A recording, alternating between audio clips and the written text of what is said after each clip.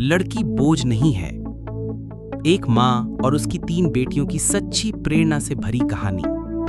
बैजनाथपुर एक छोटा सा गांव था जहां आज भी लोग लड़कियों को पराया धन समझते थे।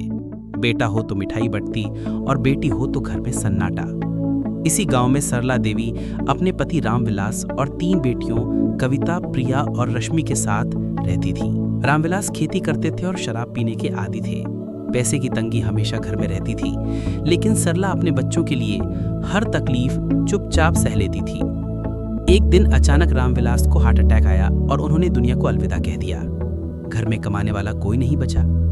3 बेटियां, कर्ज और समाज की कटाक्ष भरी निगाहें। सरला को हर दिन इन तीनों से लड़ना पड़ता था। बेटियां ही बोझ हैं, समाज की सोच। रामविलास के जाने के बाद गांव की औरतें कान में फुसफुसाती, 3 बेटियां, अब तो सरला की जिंदगी खत्म समझो, कौन करेगा इनके ब्याह। किसी ने तो यहां तक कह दिया कि बेटियों को पढ़ा लिखा के क्या करेगी, कल को तो ससुराल जाना ही है। लेकिन सरला की सोच इन सब से अलग थी। वो कहती, अगर मेरी बेटियां आज बोझ हैं तो कल यही मेरा सहारा भी बनेंगी। वो दिन में खेतों में काम करती और रात को दूसरों के घरों में सिलाई करती। कम पैसे में घर का खर्च, स्कूल की फीस, किताबें और बेटियों के सपने सब संभालने की कोशिश करती। तीनों बेटियां 3 सपने। कविता सबसे बड़ी, शांत स्वभाव की, उसे किताबों से बेहद लगाव था। वो कहती, मैं अफसर बनूंगी माँ, ताकि हमारे जैसे गांव के लोग भी न्याय पा सकें। प्रिया तेज तर्रार और निडर, उसका सपना था पुलिस अफसर बनना। कहती, मैं उन लोगों से लड़ूंगी जो औरतों को कमजोर समझते हैं। रश्मि सबसे छोटी लेकिन सबसे भावुक। पिता की मौत के समय उसने महसूस किया था कि अगर गांव में अच्छे डॉक्टर होते तो शायद पिता बच जाते। उसने तभी तय कर लिया था, मैं डॉक्टर बनूंगी माँ, मुफ्त इलाज करूंगी सबका। संघर्ष का रास्ता। सरला के पास पैसे की तंगी थी, लेकिन हिम्मत की कोई कमी नहीं थी। बेटियां स्कूल जाती और लौटकर माँ के साथ काम भी करती। कई बार भूखे पेट सोती, कई बार टीचर से डांट खाती, लेकिन उन्होंने पढ़ाई नहीं छोड़ी। गांव के कुछ लोग अब भी ताने मारते, बेटियां पढ़ा के क्या मिलेगा, ब्याह करके चली जाएंगी सब बेकार।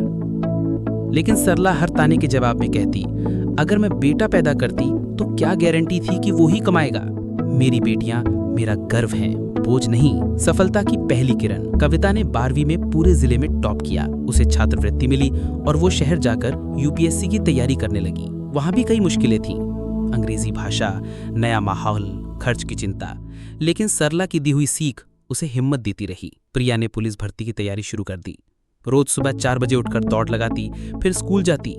लड़कों के बीच अकेली लड़की होती, लेकिन कभी हिचकी नहीं। रश्मि ने मेडिकल एंट्रेंस के लिए मेहनत शुरू कर दी। गांव में कोचिंग नहीं थी, इसलिए वो इंटरनेट से पढ़ाई करती, किताबें उधार लेती और खुद को तैयार करती। बदलाव का समय। कई सालों के संघर्ष के बाद कविता ने यूपीएससी पास करके आईएएस अफसर बनी। उसकी नियुक्ति उसी जिले में हुई जहां उसका गांव था। प्रिया बनी डीएसपी और उसकी पहली पोस्टिंग भी पास के थाने में हुई। रश्मि ने मेडिकल कॉलेज से एमबीबीएस किया और अब गांव में डॉक्टर रश्मि के नाम से जानी जाती थी। सरला अब अकेली नहीं थी, वो 3 बेटियों की मां थी, जो अब उसके गर्व और समाज की मिसाल थी।